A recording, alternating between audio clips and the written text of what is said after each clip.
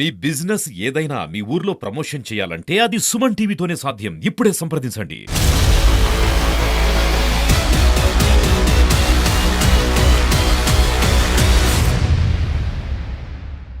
నమస్తే, నేను మీ వెంకట శ్రీనివాస్ గారిని. మీరు చూస్తున్నారు Indians largest digital TV network Suman TV. Telugu Desam, Janasena, BJP మూడు కూటమిగా ఏర్పడ్డాయి. అలాగే చూసుకున్నట్టయితే వైఎస్ఆర్సీపీ సింగిల్ గా పోటీ చేసింది ఈ ఎలక్షన్స్ లో. ఎవరు గెలుపు ధీమాతో వాళ్ళైతే ఉన్నారు. కానీ ఈ తరుణంలో ఓటేసిన ఓటర్ ఏమనుకుంటున్నాడు, తన మనసులో ఏముంది, గెలుపు ఎవరి వైపు ఉందని ఆయన అనుకుంటున్నాడు, ఈ విషయాలన్నీ కూడా చూద్దాం. రాజమండ్రిలో ఆజడి వాసని నెగ్గుతారు, మంచి మెజార్టీతో నెగ్గుతారు.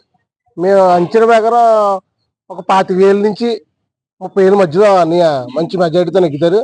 కానీ చాలా మంచి వర్క్ కూడా జరిగింది. అందరూ కూడా బాగా తిరిగి పార్టీలో పెద్దలు కానీ చిన్నలు కుర్రోళ్ళు కానీ మొత్తం అంతా కూడా వాసనే అని చెప్పి తిరిగి విజయం కోసం కూడా యూత్ అందరూ కూడా ఎదురు చూస్తున్నారు. 4వ తారీఖు ఎప్పుడు వస్తుందా అని. ఆ 4వ తారీఖు కోసం అసెంబ్లీలో వాసని అని నేను అని అంటే మా అందరికి చాలా ఆనందంగా ఉంటుందని చెప్పి మేము ఎందుకు గెలుస్తారండి. చాలా చేశారండి. నన్ను పార్టీలో ఉన్నాయా లేకపోయినా ఎప్పటి నుంచో కూడా కుర్రోళ్ళకి ఏంటి పేదలు ఎవరికైనా అన్యాయం అంటే తలుపు తీసుకొని ఇంట్లోకి వెళ్ళిపోవచ్చు, అలాగే ఉండేది ఆ ఇల్లు. అలాంటప్పుడు ఆయన నెగ్గుతారండి. ఇప్పుడు భర్త గారు ఇప్పుడు వచ్చేసారు, నెగ్గేస్తారంటే ఆయన ఏం చేశారని నెగ్గేస్తారని ఏం చేయలేదు. ఇప్పుడు కమ్మజేవి పార్క్ ఉంది, చిన్న పార్క్ చేశాడు, పెద్ద పార్క్ని రైతే బస్ స్టాండ్ ఉన్నది, కాలువలు కట్టేసి చిన్న చేసేసారు, మునిగిపోయింది. మొన్న చూసాం కదా ఎలక్షన్ ముందే మొత్తం అంతా అలాగే తయారైందండి. మొత్తం ఏం అభివృద్ధి అనేది ఏం జరగలేదు. ఇప్పుడు వాసు గారు వస్తే ఎటువంటి అభివృద్ధి రాజమండ్రికి ఉంటుందని మీరు అనుకుంటున్నారు? ఆయన తెలుసండి ఎలా చేయాలో ఏంటన్నది. ఏంటంటే ఇప్పటి నుంచే ఉన్నారు రాజకీయంలో. వాళ్ళ అమ్మగారేటి, వాళ్ళ నాన్నగారేటి, వాళ్ళ మిస్సెస్ గారేటి అందరూ కూడా తెలుసు రాజకీయం ఎలా చేయాలో ఏంటో, అభివృద్ధి ఎలా చేయాలో అన్నీ తెలుసు. కాబట్టి వాసనే వస్తాడే అనుకో. రాష్ట్రంలో జగన్మోహన్ రెడ్డి గారి ప్రభుత్వం కంపల్సరీగా 110 సీట్ల నుంచి 130 సీట్ల వరకు అధికారంలోకి వచ్చి మళ్ళీ జగన్మోహన్ రెడ్డి సీఎం అవుతాడు. రాజమండ్రిలో వారం పోటీ ఉంది. అయినా కానీ మన భరతరామ గారు చేసిన అభివృద్ధి రాజమండ్రిలో ప్రతి ఈట్ స్ట్రీట్ కానీ మన కంపల్సరీ కానీ చాలా రోడ్లు కానీ చాలా అభివృద్ధి చేశారు. ఆయన మళ్ళీ ఎమ్మెల్యేగా నెగ్గితే రాజమండ్రిని ఒక దిశగా ఒక అభివృద్ధి పదంగా నడిపించి అన్ని కార్యక్రమాలు చేస్తారు. రాజమండ్రిలో వాటర్ సమస్య ఒకటి ఉంది. ఈ వాటర్ ని తీసుకొచ్చి ఇక్కడ తాజాగా నుంచి మనకి వచ్చేలా చేస్తారు. ఇంకోటి ఏంటంటే ఇప్పుడు హౌస్లు ఇంకా చాలా వరకు పెండింగ్ ఉన్నాయి. హౌస్లు కూడా దగ్గరుండి నేను హామీ ఇచ్చి ఆయన 10 హామీల్లో కూడా హామీ ఇచ్చాడు ఆయన. అది కూడా కంపల్సరీ ప్రతి అక్క చెల్లెమ్మలకి ఆడపడుచులు కూడా పట్టా ఇచ్చే కార్యక్రమం కూడా జరుగుతుంది.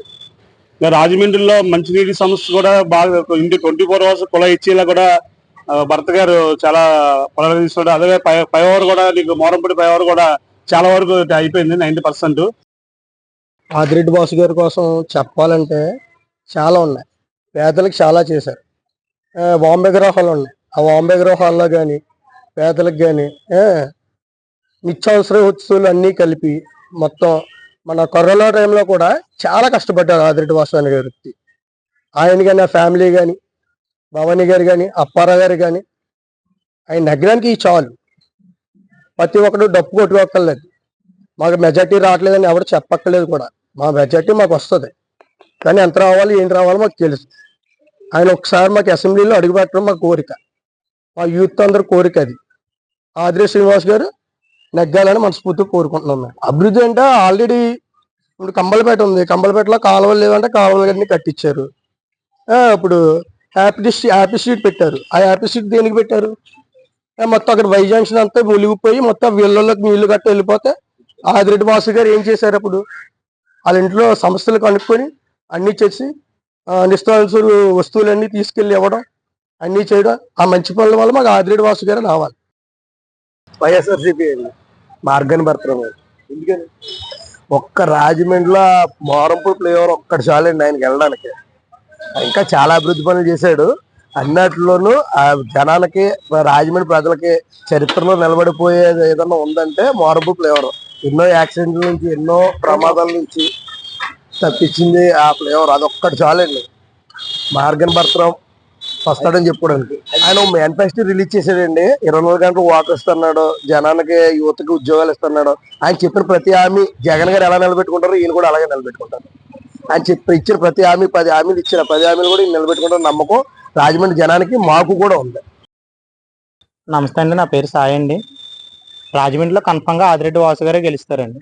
ఎందుకంటే వాసు గారు ఏం చేస్తారో ఆయన అధికారంలో లేకపోయినా చేసి చూపించారు. ఒకసారి కనుక్కుంటే నా రాజమండ్రిలో ఉన్న 42 వార్డుల్లో కూడా వాసు గారు ఏం చేశారో ప్రతి గడప గడపకి వెళ్ళి అడగండి. ఆర్థిక సహాయం చేశారు, డబ్బులు లేని పిల్లల్ని చదివించారు, భవానీ చారిటబుల్ ట్రస్ట్ ద్వారా చాలా చేశారు.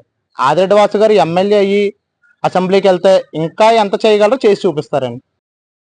మన జిల్లాలో ఓటర్ వేసిన ఓట్లు రాజానగరం నన్నయ్య యూనివర్సిటీలో, రంపచోడవరంలో ఒక స్థానిక జూనియర్ కళాశాలలో, కాకినాడలో JNTU-K యూనివర్సిటీలో, అలాగే చెయ్యూరులో శ్రీనివాస ఇంజనీరింగ్ కాలేజ్లో ఆ ఈవీఎం మిషన్స్ లో అయితే చాలా భద్రంగా నిక్షిప్తమై ఉన్నాయి.